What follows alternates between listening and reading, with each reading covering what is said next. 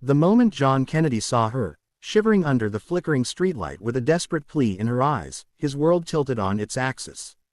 It was a cold August night in 2025, and the bustling city of New Orleans had long since tucked itself into bed, leaving only the hum of distant traffic and the occasional rustle of leaves. She was a young woman, no more than 30, her dark hair pulled into a messy bun, her clothes worn thin from too many washes. In her trembling hands, she clutched a plastic bag filled with what looked like discarded scraps from a nearby diner.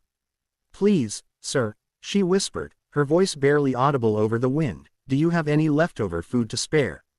It wasn't the request that struck John. It was the raw vulnerability in her gaze, a silent story of struggle he couldn't ignore. As a retired journalist with a nose for a tale, John felt an inexplicable pull to follow her, to uncover the truth behind her quiet desperation. Little did he know, that decision would unravel a life-changing revelation. John, a man in his late 50s with silver hair and a lifetime of chasing stories, had seen his share of hardship. After decades covering wars and natural disasters, he'd settled into a quieter life, volunteering at local shelters and writing memoirs no one read. That night, as he handed her a sandwich from his own dinner, he noticed the way her fingers lingered on the bag, as if it were a lifeline. Something told him this wasn't just about hunger.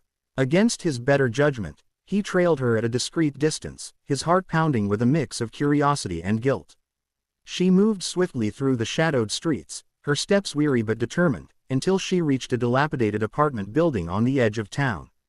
The structure leaned precariously, its windows boarded up, and the air carried the faint scent of mildew. John hesitated, but when he saw her slip inside, he knew he couldn't turn back. Inside, the scene that greeted him was one of heartbreaking clarity. The young woman, whose name he later learned was Aisha, knelt beside a makeshift bed where a small boy, no older than 5, lay curled up under a threadbare blanket.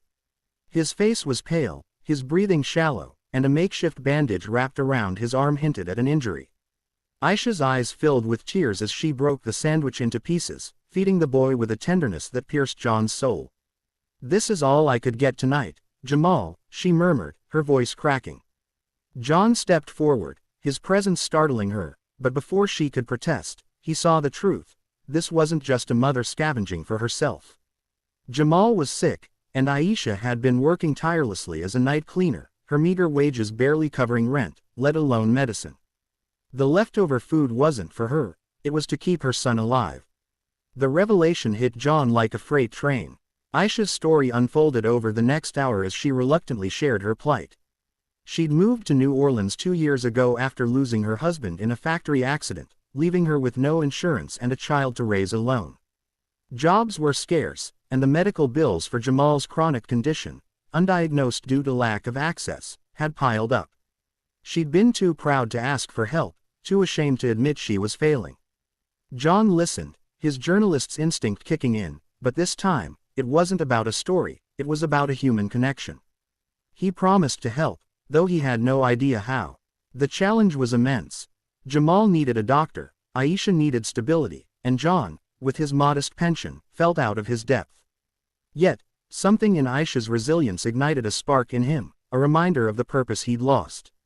The next morning, John sprang into action.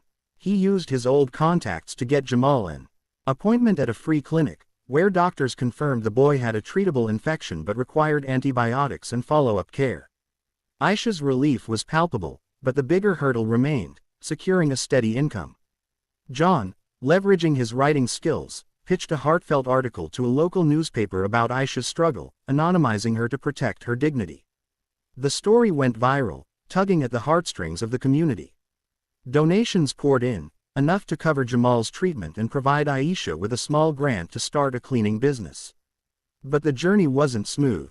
Aisha faced skepticism from potential clients, doubting her ability due to her lack of formal credentials, and John battled his own insecurities, wondering if he'd overstepped by meddling in her life. Through it all, their bond deepened. John became a surrogate uncle to Jamal, reading him stories to lift his spirits during recovery, while Aisha found strength in John's quiet encouragement. There were setbacks. Jamal's condition flared up once, requiring an emergency visit, and a client backed out of a contract, leaving Aisha in despair. But each challenge was met with resolve. John organized a crowdfunding campaign, rallying neighbors to support Aisha's business, and she, in turn, proved her worth with impeccable work ethic. Months passed, and by December, Aisha's business was thriving, Jamal was back to his playful self, and John felt a renewed sense of purpose. The apartment was still humble, but it was now filled with warmth, a stark contrast to that cold August night. The story culminated one snowy evening when Aisha invited John to a small celebration marking her first profitable month.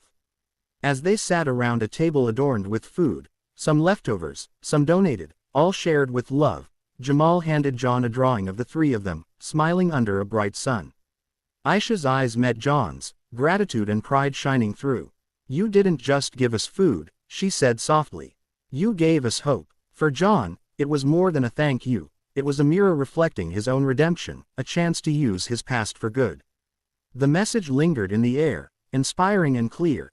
Even the smallest act of kindness, driven by empathy, can transform lives and rekindle purpose.